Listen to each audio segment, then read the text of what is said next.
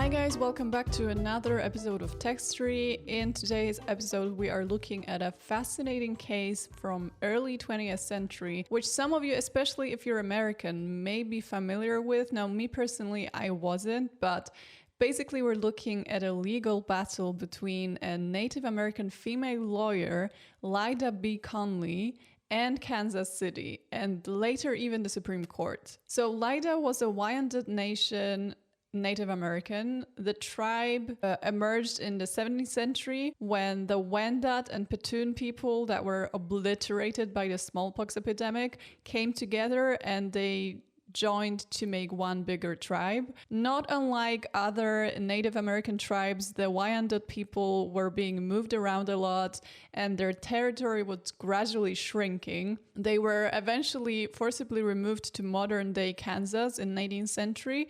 But that whole process of moving and adjusting to a new territory took its toll on Wyandot people, and a lot of the tribe suffered illnesses, and unfortunately a lot of the tribe died. And back then they will bury their dead on the Huron cemetery, and this is important for us later. So this is the background of Lyda B. Conley's ancestors. So the whole case started in 1904 when the Huron cemetery was sold and it was about to be completely demolished to make place for new developments. Lyda was very upset about this. It was where her family was buried. It was where her ancestors were buried. Like, her whole legacy was this one cemetery. This is where she sort of came from. So she first tried conventional methods to stop the desecration. She appealed, she pleaded with people. When that didn't work, she didn't give up. She put warning signs around the cemetery. She built a hut next to her parents' graves. And together with her sisters, they would live in the hut and they would guard the cemetery day and night. And they will also be armed, which in itself is incredible. They were so committed to the case. They were so committed to stopping the desecration of that cemetery that they would live on the cemetery to guard it and to make sure that it doesn't get demolished. And during that time, as she was like literally armed, trying to make people go, during the time, she would also be preparing her court case. I couldn't really find much information about how she became a lawyer in the first place, but she was a lawyer. So she was able to prepare her own court case. She was representing herself in court. And this whole siege and standoff lasted for over 6 years. And then eventually it ended up at the Supreme Court. We are going to read an article from Pearson's magazine from 1910, which is sort of when the peak of the conflict happened with the Supreme Court case. Just a heads up that the text usually refers to her and her other tribesmen as Indians, which is nowadays maybe not considered the most accurate, and it can be a little confusing, but when they say that, they mean Native Americans. A peculiar spectacle was presented in the Supreme Court of the United States during the present term of the court, when a woman, described in the official records of the case as a citizen Wyandot Indian, appeared before that body to plead against the desecration of the last resting place of the members of her tribe, many of them sleeping for more than 3/4 of a century in the public Indian burying ground known as Huron Cemetery and located in the heart of the business district of Kansas City, Kansas. Low-key sad that it was a business district, because I feel like those sorts of monuments and historic places always have it worse whenever there is offices and businesses involved. Because if it's a living area, people don't want to live on a former cemetery. But if it's an office building, nobody cares and nobody will ever know. The woman was Miss Lyda B. Conley, perhaps the only woman Indian lawyer in the world. I'm assuming that could be true. I mean, being a female lawyer in early 20th century, even pre-World War, so that's really early on, was already quite unique. And the fact that she was also a Native American, I guess, Congress. She was probably the only person in the world of that background to be a female lawyer. Miss Conley has at her fingertips the history of her race, is confident that her appeal to the Great White Father will mean victory to her, and will forever settle the title of the burial ground coveted by the whites. Under the second article of the Treaty of January 31, 1855, between the Wyandot Nation of Indians and the United States of America, the disputed property was perpetually reserved and appropriated for a public burial ground for the Wyandots. The consent of a few Wyandot Indians then in tribal relations in the Indian Territory, now Oklahoma, was secured, and a bill was passed by the Congress on June 21, 1906, providing for the sale of the burial ground, the proceeds of the sale to be used in defraying the expenses of the proceeding, in placing suitable monuments over the Indians when removed elsewhere, and the remainder divided per capita among the Wyandot Indians still living. So originally there was a treaty between the tribe and between the USA that the property was perpetually reserved and appropriated for a public burial ground. So basically they got consent from some other Wyandot tribe members that were in Oklahoma, and they passed a bill in Congress that the cemetery could be sold. And then the proceeds of the sale would be shared between the tribe members. Now, Miss Conley was having none of it. Lyda was furious, not only because of her tribe members, but because basically of the Congress allowing that to happen when she claimed that it was unconstitutional. And as evidence of the fact that Congress was not fully acquainted with actual conditions, avers that the word perpetual was omitted from the copies of the treaty presented to Congress, that the House also ordered that the remains of the Indians be removed from Huron Cemetery and placed in the Wyandot Cemetery at Quindara, on the outskirts of the city, when, as a matter of fact, that spot was no longer an Indian burial ground, but the property of the Methodist Episcopal Church South. Lyda was like, wait a minute. The treaty that we signed with you guys in 1855 clearly said that it's supposed to be perpetually a burial ground. You can't just remove the bodies and bury them at a Methodist cemetery. That's not going to work. She said it's unconstitutional, and she was ready to fight. After the commissioners appointed to conduct the sale demanded possession of the plot, Miss Conley sought a permanent injunction to prevent and enjoin the sale and desecration of the cemetery through the Circuit Court of the United States for the District of Kansas.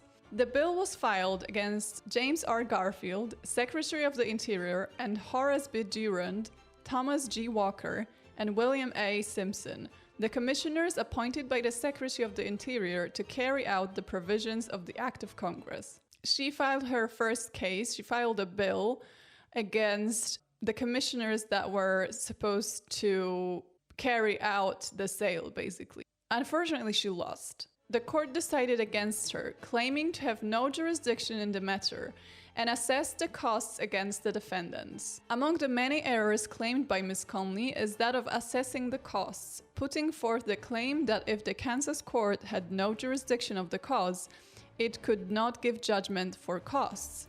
And there are many able attorneys who will agree that this point is well taken. I don't really understand this one because I don't understand what assessing the costs against the defendants mean, but basically she pointed a point that people agreed with. I don't know. I'm not a lawyer, cut me some slack.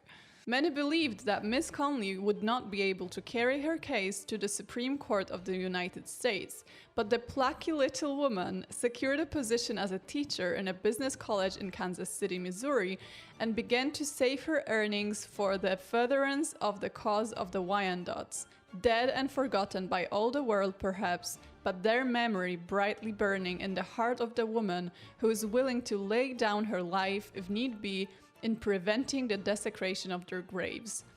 This is very powerfully written. I wonder who wrote that. It only says I.T. Martin.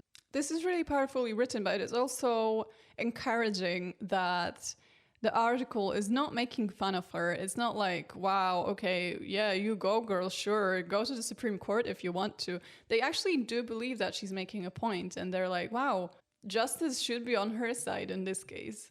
When excitement was at fever heat in the Kansas town, the commissioners established headquarters in room 13 of the federal building, prepared to go on with the sale, confident that Miss Conley could not carry the case to the highest tribunal in the land. The more superstitious of the Kansans believed that the selection of Voodoo number 13 was the cause of the undoing of the commission.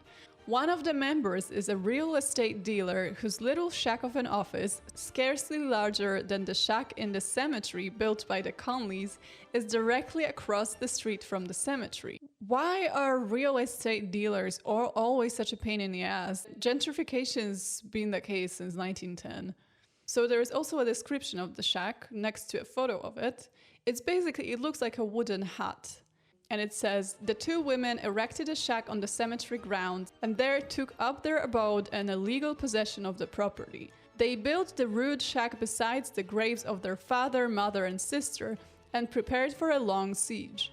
Troublous days followed for the daring sisters, during which time they encountered every possible hardship, but never swerving from the course they had mapped out and never uttering a complaint. During the long winter that followed the passage of the law, the women braved the snow and the hardship of a winter in the shack, even as their ancestors, now sleeping the last long sleep beside them, braved the terrors of the wilds when they roamed from the faraway Ohio to Kansas in the early 40s. Yeah, I was wondering about the cold because it wasn't a house, it was just a hut that they could stay in physically to be physically at the cemetery, but it wasn't a full house, so physically, it must have been so exhausting to be there, and yet they still did it.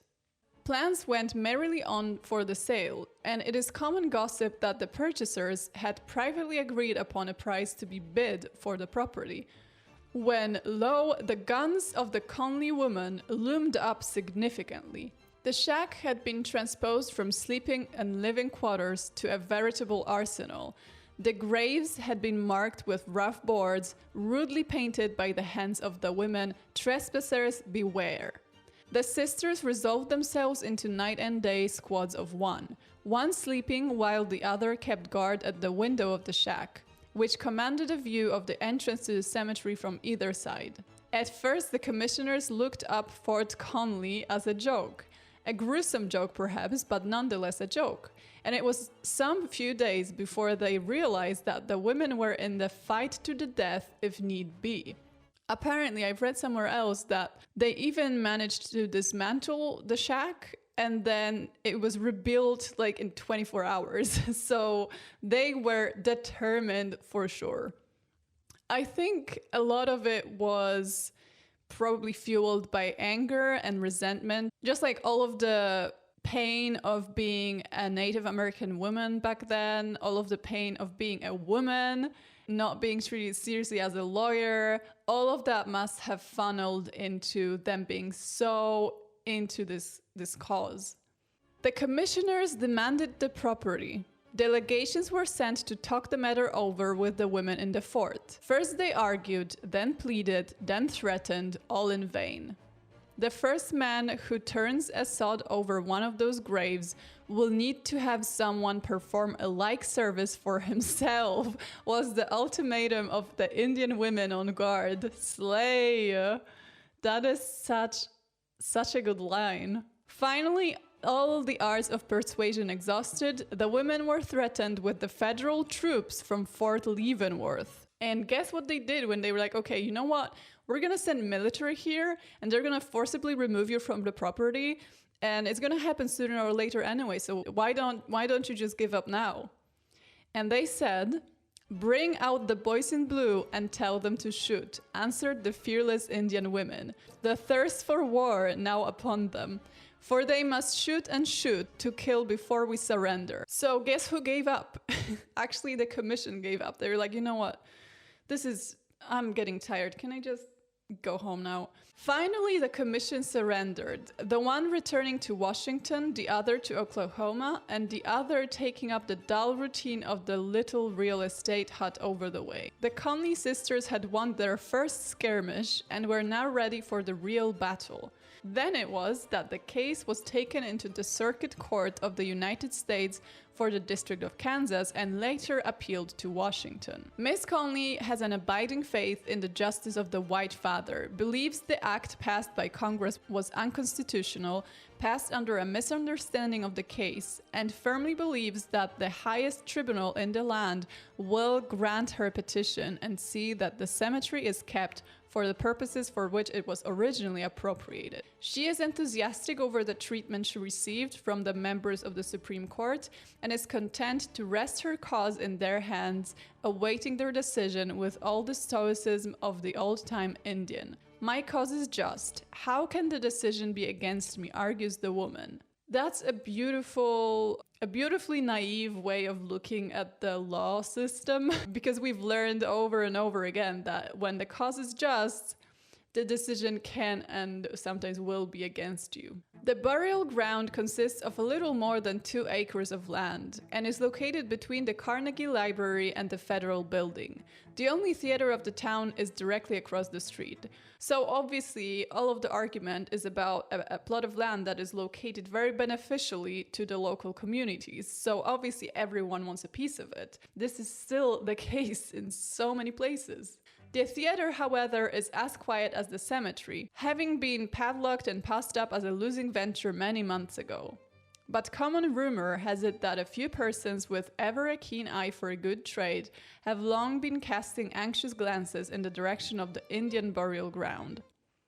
Yeah, so again, everyone's like, this plot of land is looking damn tasty if you ask me. I don't care if there is some people that we need to literally exhume to build something there, that's fine to me. Miss Conley is still as determined that the graves of her ancestors shall not be desecrated as she was when she first instituted steps to prevent the sale of the property. When asked if she would surrender if the decision went against her, she replied, without a quiver of her lips, "That is what the clerk of the Supreme Court asked me while at Washington, and I told him I would not abide by such a decision which, however, I do not for 1 minute contemplate. I told the gentleman that I did not believe the United States government could or would delegate anyone to commit crime, and that a crime would be committed if the burial place were taken from the tribe after the government had granted it to them in perpetuity. No, in the event of an adverse decision, I should not surrender. I have legal possession and I mean to keep it, and to defend those graves against robbery and desecration. I will defend those graves with my life's blood if need be, and my sister will stay with me in the cause." She is such a badass. I love her. Everything she says, every mention of everything she said just exudes power and self-assuredness that is so impressive to me, especially in a society like this, surrounded by men that hated her and wanted her demise. This is incredible. She also said, "We will shoot and shoot to kill any man who dares to turn a sod over those graves, and whether it be the troops, the marshal, or the commissioners who will fire the shots makes little difference to us. Only this have we determined upon, that if the graves of our ancestors are desecrated, there will be first the dead bodies of 2 Indian women to be taken care of, for only over our dead bodies will the cemetery be invaded. The white man has everything the Indian ever possessed in Wyandotte, now Kansas City, Kansas, except the few acres where rests the remnant of the tribe. Before they may take possession of that burial plot, they must first do murder. They have 2 women to kill before the land grabbers may hope for possession of the plot." She has a good point. They've already taken all of the Wyandotte territory. They've already moved them around. They gradually reduced their territory acre by acre. And now that one burial ground is also to be lost. She has a point there. Miss Conley is every inch an Indian, in temperament, in determination, in the trust which she places in the justice of the Great White Father, and in her determination never to surrender the fight, however hopeless the odds may be against her. That Miss Conley is bright beyond the credit given her is evidenced by the manner in which she has fought the cause of the dead members of the tribe, and that her courage is unfaltering will be attested by the emissaries of the government, who found that since the passage of the law making it legal to sell Huron place, the government has been met squarely and fairly at every step of the way, met by the dauntless Indian maiden, who shows not the least signs of either emotion or fear. And if you're thinking, okay, she was a lawyer, but given the education at the time, given the way they approached women, maybe she just wasn't a great lawyer. Maybe that's why she kept losing all those cases. But then the article says that she fought her case well is attested by the letters that have been pouring in upon her since her return to Kansas City, Kansas, from attorneys of worldwide fame who listened to her plead her cause in the United States Supreme Court. Not only was she a good lawyer, but also I feel like she understood the power of media at the time, because ultimately what helped her cause was how widespread the news of the cause were. Everyone knew what was happening, everyone knew what the sides are, and that brought more attention to what is happening. I listened with a great deal of interest, writes one corporation lawyer of Georgia, to your very able presentation of your case in the United States Supreme Court this afternoon. Your grasp of the case and the manner of presentation manifested great ability and research. Mr. So-and-so of my city joins me in this tribute to your skillful handling of the case, and we would thank you very much if you would send each of us a copy of your printed brief. So the lawyers were so impressed, they were like, you know what, if you could get us a transcript of what you were saying at the Supreme Court, we might actually learn something. Although the expense of carrying the case to the court of last resort was something from which many men would shrink, Miss Conley set out to earn the money with which to meet the expenses while studying the case at every possible moment. And as she lightly puts it, I neither had to borrow nor beg the money used to defray the expenses of the case, though I had but one 25-cent piece when I returned to Kansas City from Washington. That quarter represented my financial resources. So yeah, that's another aspect that we have to keep in mind, is that you have to cover the case, you have to cover the court proceedings, and it's expensive. So it's even more impressive that a woman, a single woman, she's being referred to as Miss Conley. I don't think she's ever been married. A woman managed to save up by working and just being smart with her money to cover the whole case. The ambition of Miss Conley is to be able to spend a few years among the Indians of Oklahoma and make them understand the necessity of keeping the farms now in their possession. They are being robbed right and left, says Miss Conley, just as their ancestors were robbed. They are trusting too. It is the nature of the Indian to place faith in the white man, and he listens to the oily tongue only too often to his own undoing. It will only be a question of time until the Indians of Oklahoma have lost their farms, unless someone enlightens them as to the ways of the whites with poor law. Poor law was a phrase that was commonly used by journalists at the time to refer to Native Americans, and it also originates in an 18th century essay by Alexander Pope. She is talking about the Oklahoma Wyandot Native Americans because those were the ones that signed the deal with the buyers of the plot. So basically, there were some Wyandot tribe members in Kansas City, but there were also some in Oklahoma, and they would often argue about the way that things were done. And this actually lasted well into the 20th century, as we will later see. So again, about the money. The warring Indian woman found the practice of law no field wherein to earn the cost of carrying her case to the Supreme Court, so she mastered telegraphy to such an extent that instead of being compelled to seek a position as an operator in some Oklahoma field, she secured a position as a teacher in the college from which she graduated. She's incredible. So basically, to earn money, she learned telegraphy, and she was so good that she was hired by this school that taught her the telegraphy in the first place. And the same profession will one day likely enable her to live while canceling her people in Oklahoma, provided that the verdict of the Supreme Court of the United States is in her favor with regard to the burial plot in Kansas City, Kansas. So this actually happened. Later on, she would consult other Wyandotte people and other people from other tribes on their legal matters, especially those regarding selling plots of land or keeping their property. I watched her deft fingers at work, tapping the keys of the telegraph instruments without the suggestion of a tremor in her whole makeup, the while she discussed the one subject dearer to her than all else in the world besides. Her face was cold as a stone and as devoid of expression. "Are you ever afraid, living alone there in the cemetery, you and your sister?" I asked. "Afraid?" And the lips suggested a smile. "Afraid of what? The bones of our ancestors for whom we are fighting? Afraid of the white man with the guns at our side?" And the keys of the telegraph instrument clicked their peaceful message to a pupil in another room. She's so cool. She's like, "Afraid of what? Afraid of what?" "The decision will be given within a few weeks now. You have made a noble fight, have exhausted every legal resource, and have suffered hardships almost unknown in this day and age. If the decision should be against you, and there is no appeal, of course, don't you think it would be the part of wisdom to surrender the plot?" I asked her. "No, never shall I surrender to an injustice. By all the laws of God and man, Huron Cemetery is a plot to be forever reserved as a burial plot for the Wyandottes. The bones of my father, my mother, my sister, my grandparents shall rest there forever.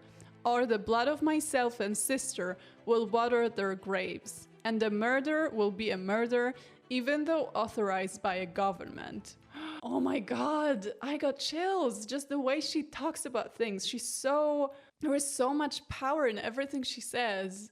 And you could say she's being dramatic, but realistically, it wasn't uncommon, obviously, for a Native American woman to just be killed for something like this.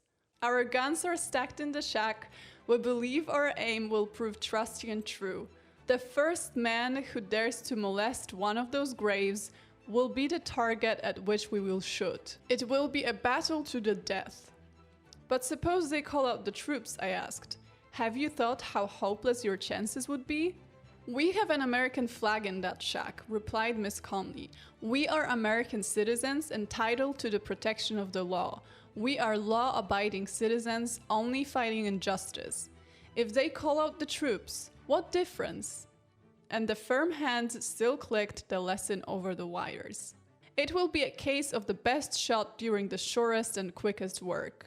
In the face of the troops, we will stand by the flag, and when our ammunition is gone, we will tell those brave soldiers to shoot 2 defenseless Indian women if they will. For shoot they must, and shoot to death, before any human being will desecrate the graves of their forefathers. Indian maidens who have thus far successfully forestalled all efforts to clear Huron Place and make way for the sale.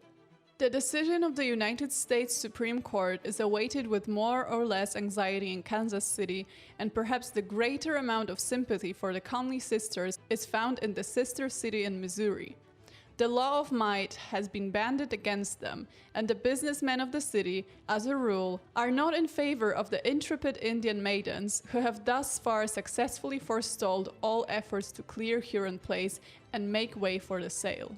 The Conley sisters allege that for a few drinks of whiskey, the consent of some of the members of the tribe was obtained to the passage of the law for the sale of the property, but that the Kansans reckoned without their hosts. "We do not want whiskey, nor the money that whiskey can buy," say the sisters. "If we did, we could get plenty of it in Kansas City, Kansas, where the dives flourish in the alleys. We want justice, but justice seems to be sleeping in this city. Certainly it was blind when representative citizens attempted to put a bill through Congress taking away the resting place of the dead Indians. Meantime, the citizens of the little Kansas town are asking one another, will the plot be dyed crimson before the Conley sisters may be driven from the fort, or will the Supreme Tribunal of the land decide their cause to be just? In either event, the decision is fraught with ill omen to many of the leading citizens, though a decision in favor of the Conleys might induce the state to step in and beautify the plot. if the pride and purse of the city is not equal to the task. So this whole story has a good ending and a bad ending. I'm gonna give you the good ending first. So Lyda ended up losing the court battle, actually, because the Supreme Court argued that the government had the right to sell the land. It's a little sad considering how much faith she had in the court, in the government, and in her country. However, the whole case was so publicized, it was so shocking to people back then that women could put up this much fight. It caught the attention of a lot of people, and it caught the attention of the Kansas state senator, who, as a result, passed a law protecting the cemetery. Ultimately, she did save the cemetery. Sadly, as time passed on, people still tried to disrespect the cemetery. There were also some disagreements between the different branches of the Wyandot tribe, as I mentioned before, the Oklahoma ones and the Kansas ones. So Lyda basically dedicated the rest of her life to constantly fight for the cemetery. And in 1930, she was even briefly jailed for trespassing. But in the end, the cemetery survived. It was added to the National Register of Historic Places in 1971. And it still exists, and it is now a symbol of Lyda's defiance. And apart from taking care of the cemetery, Lyda was also getting many requests to help other Native Americans in similar situations. But because she always put morals above financial gain, she didn't actually make a lot of money. But she was still a practicing lawyer, so I think it's fantastic. Now that's still a good ending. The bad ending was that Lyda actually got murdered during a 1946 robbery. So it's so sad that a woman that interesting met such a sad end. And the history sort of made a circle when she was also buried at the Huron Indian Cemetery. So the piece of land that she spent most of her life protecting ended up being her final resting place. Do with that information what you will. I do think it's very symbolic, and I do think it's beautiful in a way. It's just sad that she had such a tragic way to go. This is all for today. I hope if you have anything in your life that you love as much as Lyda loved the Huron Cemetery and her heritage, I hope you do also have it in you to fight for it as hard as Lyda did. It's incredible to think that someone was so committed to the cause when every circumstance of their lives was probably against the cause, like being a woman, being a Native American, being a female lawyer, living in early 20th century. All of that didn't matter when a strong woman set her mind on something, and I think it's beautiful. So anyway, thank you so much for listening, and I'll hear you again in another episode. Bye!